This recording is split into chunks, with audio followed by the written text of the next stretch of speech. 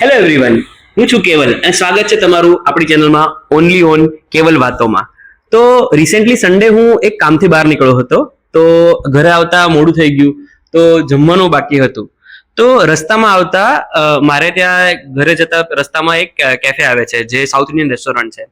તો ત્યાં મેં જમવાનું વિચાર્યું, તો હું ત્યાં અવારનવાર જતો હોઉં છું, મારા માટે રેગ્યુલર જગ્યા છે. તો ત્યાં જે માણસ કામ કરે છે ને થોડો એટીટ્યુડ વાળો છે એમ, તો એ મારા માટે રેગ્યુલર થઈ ગયું હતું. પછી ત્યાં હું ગયો અને મેં જોયું તો ત્યાં ઓલરેડી એક કપલ અને એક નાનું 5 વર્ષની એક છોકરી, બે લોકો જમતા હતા. તો એમણે ઠટ્ટે ઇડલી ઓર્ડર કરેલું હતું અને એમાં એની જોડે થોડું ઘી આપે, એ સ્ટીલના પેલામાં આપેલું હતું. અને આમ જે રેગ્યુલર ફૂડ આપે છે, સર્વ કરે છે, એક ડિસ્પોઝેબલમાં આપે છે. તો આ વસ્તુ મેં જોઈ અને પછી હું મારો ઓર્ડર મેં આપ્યો એને અને વેઇટ કરતો હતો.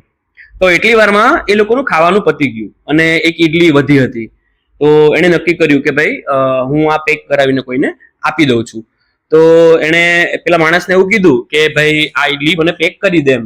તો પેલા એ જનરલી આપણે કોઈ રેસ્ટોરન્ટની અંદર કોઈ ખાવાનું આપણું વધે ને આપણે એને પેક કરવા માટે કહીએ તો એ આપણી પાસેથી ફૂડ લઈ જાય અને પછી એ કન્ટેનરમાં પેક કરીને પોલિથીનમાં નાખીને આપે છે. પણ આ માણસનો એટલો એટીટ્યુડ કે એણે એ ભાઈને હાથમાં ફોઇલ પેપર અને પોલિથીન જ આપી દીધી. એટલે પેલા ભાઈ બી કઈ રકઝક કર્યા વગર બધું લઈ લીધું, પેકિંગ કરી, રેપ કરી અને જતો હતો. ત્યાંથી જતો હતો ને ત્યાં સુધીમાં જેટલામાં એક નાનું છોકરું આવી ગયું, તો એણે એને આપી દીધું. એટલે મિશન સક્સેસફુલ પેલી જ વારમાં. અને સો હાર્ટ વોર્મિંગ મુવમેન્ટ આપણા માટે, મેન હેપી વાળી. તો એટલી વારમાં જ મારો ઓર્ડર આવી ગયો કાઉન્ટર પર અને મારું ધ્યાન ત્યાં જતું, એટલે સડનલી મેં તરત લઈ અને ટાઈમ વેસ્ટ કર્યા વગર ખાવાનું ચાલુ કરી દીધું. આ બધું ચાલતું હતું તો મેં ઉત્તપમ ઓર્ડર કરેલો, સાંભાર વિથ ચટણી. આ બધું ચાલતું હતું ને ત્યાં એક ફોરેન પાસપોર્ટ ફેમિલી એન્ટ્રી મારે છે. 7-8 જણાનું ફેમિલી છે.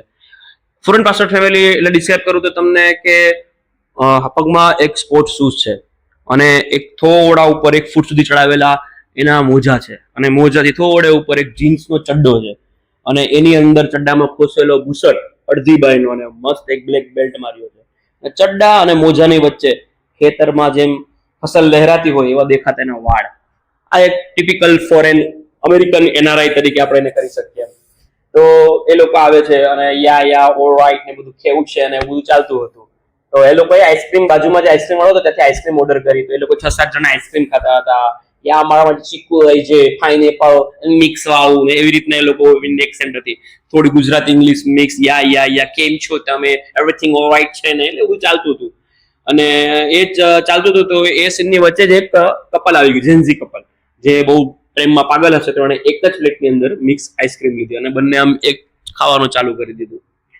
હવે આ હજુ થયું હતું તો મારો સાંભાર પતી ગયો. તો સાંભાર પતી ગયો ને એટલે હું સાંભાર લેવા ગયો. તો મેં એને કીધું ભાઈ એક્સ્ટ્રા સાંભાર. તો એણે મને એવું કીધું કે એક્સ્ટ્રા સાંભારનો ચાર્જ લાગશે. મેં વિચાર્યું કે એક્સ્ટ્રા સાંભારનો મેજોરિટી ક્યાંય ચાર્જ લાગતો નથી, તો આવું કેમ એમ. તો મેં કીધું કે ચાલ કઈ વાંધો નહીં, એક્સ્ટ્રા સાંભારનો ચાર્જ લાગશે ને, ચાર્જ આપ્યો, મને સાંભાર આપ. તો પછી એને પાછી નવી રોન કાઢી કે ભાઈ ટાઈમ આઉટ થઈ ગયો એટલે સાંભાર નથી. તો મેં કીધું તો સાંભાર નથી તો સાંભારની પહેલા જ ના પાડી દીધી, એક્સ્ટ્રા ચાર્જની વાત નથી કરવાની. એટલે હું પાછો વિલા મોઢે પાછો મારા ટેબલ પર આવી અને પેલું કોરું ઉત્તપમ ખાતો હતો.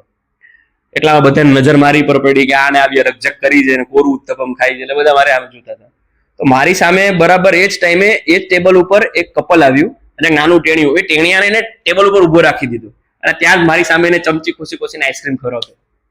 એ જોઈને ત્યારે તો મને એવું થઈ ગયું ને કે હું ઉત્તપમ આઈસ્ક્રીમ બોલીને ખાઈ લઉં, એટલું આમ કોરું લાગતું હતું મને ઉત્તપમ. લોકો મને જજ કરતા હતા. થોડી વાર મેં કપલ અને છોકરા જતા રહ્યા. પછી ત્યાં જોયું ને તો 4 પ્લેટ ત્યાં એ મૂકી ટેબલ પર જતા રહ્યા હતા એમ. એટલે મેં કીધું ચલ ને છોડ ને, આપણે તો શું કેવું, આપણે તો ક્યાં છે.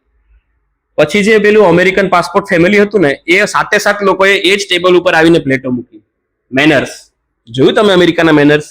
ત્યાં આપણે એની બધી વાતો કરતા હોય છે કે એ લોકો તો કેટલા બધા મેનર્સ વાળા હોય છે, ક્લીન હોય છે. કોઈ ક્લીન નહીં હોતા. આપણે તો રોજના 2 વાર કદાચ નાઈ લેતા હશું, 1 વાર તો નાતા જશું. એ લોકો 7-7 દિવસ નથી નાતા. પાછું કે કેટલું ગંદુ છે ઇન્ડિયા. કાંઈ ઇન્ડિયા તમારું બધું ગંદુ છે. પછી એ લોકો બી જતા રહ્યા. ત્યાં થોડી વાર ને તો પ્રેમી કપલ એને પ્રેમથી ત્યાં પ્લેટ મૂકી દીધી, કારણ કે પ્રેમથી આઈસ્ક્રીમ ખરીદી તો પ્રેમથી જ પ્લેટ મૂકે ને. એને બી ત્યાં ટેબલ પર મૂકી દીધી. તો મારા ટેબલ ઉપર ગણીને 12-13 પ્લેટો જમા થઈ ગઈ હતી. એટલે મને થોડું ગિલ્ટી લાગ્યું કે ભાઈ મેં તો આ ટેબલ ક્યાંક આઈસ્ક્રીમ વાળાનું તો નથી ને. પહેલી વાર એવું થયું એટલા ટાઈમમાં. પછી મેં ચાલ જવા દે. થોડી વાર થયું ને ત્યાં લોકો આજુબાજુના લોકો એવું જ જોયું કે આ ટેબલ આઈસ્ક્રીમ વાળાનું છે, અને અહીંયા મૂકતા કે જે લોકો બી પ્લેટ મૂકે મને જજ કરે કે આ કોરો ઉત્તપમ ખાય છે. મને શરમ આવવા માંડી થોડી વાર માટે યાર, કે મારી પાસે સાંભારના શું પૈસા નથી. ચાલ છોડ. એટલે ફટાફટ મેં સ્પીડમાં ઉત્તપમ પતાવી અને ત્યાંથી નીકળતો હતો ને ત્યાં મગજમાં મારી એક વાત આવી કે આ જે પ્લેટ છે એનું શું થશે, મારે જાણવું હતું. મારા મનમાં કઈ આગળનું કઈ બીજું કઈ હતું ને, બસ શું થશે એમ. તો મેં 50 રૂપિયા ઇન્વેસ્ટ કરી અને ત્યાંથી જ આઈસ્ક્રીમ લીધી અને આપણે ચાલુ કર્યું ખાવાનું. થોડી વાર થઈ ને તો કેફેનો ઓનર બહાર આવ્યો. ઓલો માણસ એને જઈને કહી આવ્યો કે પેલી પ્લેટ બાર બધી ભેગી થઈ ગઈ છે આપણા ટેબલ ઉપર.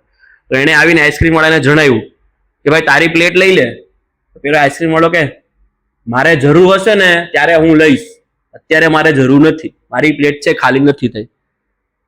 તો ઓલો કે તું એક કામ કર, તારી દુકાનની બહાર નોટિસ મારી દે કે ભાઈ ખાઈને પ્લેટ અહીંયા જ મૂકવી. તો પેલો કે એવું બધું ના કરું. તો કાફેવાળો જતો રહ્યો. એટલે મને થોડી નિરાશા થઈ ગઈ કે હાલો આનું તો કઈ પરિણામ જ ન આવ્યું, આપણે આઈસ્ક્રીમના પૈસા વેસ્ટ તો નહીં જાય ને. તો 5 મિનિટ જ થઈ હશે ને તો પાછો પેલો કાફેવાળો બહાર આવ્યો. મારે આઈસ્ક્રીમ પતવા આવી હતી ને બરોબર એ જ ટાઈમે કાફેવાળો બહાર આવ્યો નોટિસ હાથમાં લઈને કે અહીંયા આઈસ્ક્રીમ ખાઈને પ્લેટ મૂકવી નહીં. મને મજા આવી ગઈ અને પેલો પણ પ્લેટ લેવા બહાર આવ્યો. તો કે આ નોટિસ તો હું લગાડવાનો હતો. તો કે તે મને ના પડી એટલે હું મારી દુકાને લગાડી દઉં, તારી દુકાને તું ના લગાડતો. એટલે ઓલો કે ઠીક છે ભાઈ તારી ઈચ્છા. એટલે પેલાને બી થોડું ગિલ્ટ લાગ્યું, આને બી થોડું ગિલ્ટ લાગ્યું. તો બંને પોતપોતાની રીતે સમજીને જતા રહ્યા. પેલા નોટિસ ના લગાવી, પેલો બી પ્લેટ લઈને નીકળી ગયો. હવે જે કેફેનો ઓનર છે ને એને એના માણસને એવું કીધું કે અહીંયા એક પ્લેટ હતી, જ્યારે એક પ્લેટ હતી કાઉન્ટર પર ત્યારે તારે ન કહી દેવાય કે ભાઈ પ્લેટ લઈ લો, અહીંયા ના મૂકશો. તો ઓલો કે ત્યાં એક પ્લેટ હતી તો મને એમ કે લઈ જશે, પણ ધીરે ધીરે 20-25 થઈ ગઈ. પછી મને લાગ્યું કે મારે તમને પછી કેવું જોઈએ. તો હવે કેફેનો ઓનર એટલો બધો આમ ફ્રસ્ટ્રેટ થઈ ગયો હતો ને એના માણસને ઝાપડ મારી દીધી. ભાઈ સાહેબ, મારી એટલા ટાઈમની દુશ્મની પછી આજનો પેલો ઈડલી વાળો સીન કે જેમાં એ જાતે પેલા કસ્ટમરને રેપ કરવા માટે આપે છે પોલિથીન ને બધું, એ બધાની જે દુશ્મનીનો રિવેન્જ હતું ને એક જ લાફામાં વસૂલ. મારી 50 રૂપિયાની આઈસ્ક્રીમના જે પૈસા વસૂલ થયા છે ભાઈ, બહુ મજા આવી ગઈ મને એમ. આ કેવી લાગી તમને આજની આ સ્ટોરી? પહેલા તો એ મને થોડું જણાવજો, અને જેવી સારી ખરાબ તમને તમારા જે બી કઈ રિવ્યુ હોય કમેન્ટમાં મને જણાવજો.